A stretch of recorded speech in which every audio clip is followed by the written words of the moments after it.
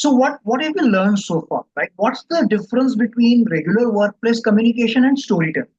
I would say it just comes down to this.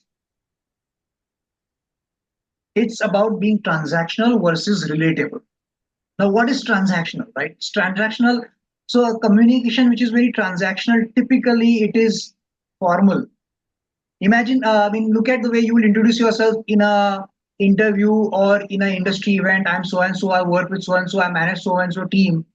That's very formal, right? As compared to the way you introduce yourself later on, when, like, for example, perhaps I might forget that which company Kavita works for, maybe a couple of weeks from now, but I'll not forget Sherni Kavita, right? So she did something, that story did something in my mind, right? Secondly, transactional is very unilateral, right? Same thing, like, the company shows their own moon.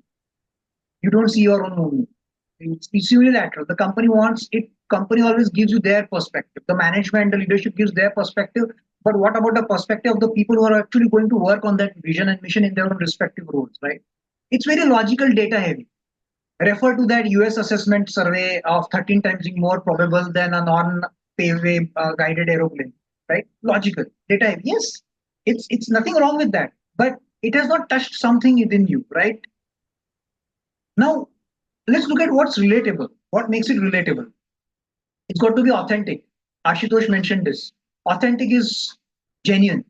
Genuineness comes from your own unique experience, right? That's authentic. Emotive.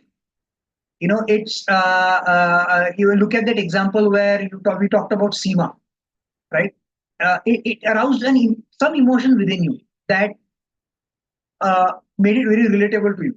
That she, in spite of being busy, being a head of sales, she was doing it, right? Inspirational.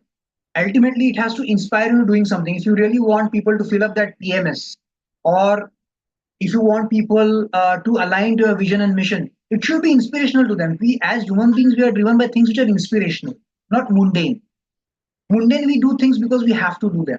So I would summarize and conclude just by saying this, that this is the basic fundamental difference between normal workplace communication and your storytelling approach. Transactional, relatable. Transactional, relatable.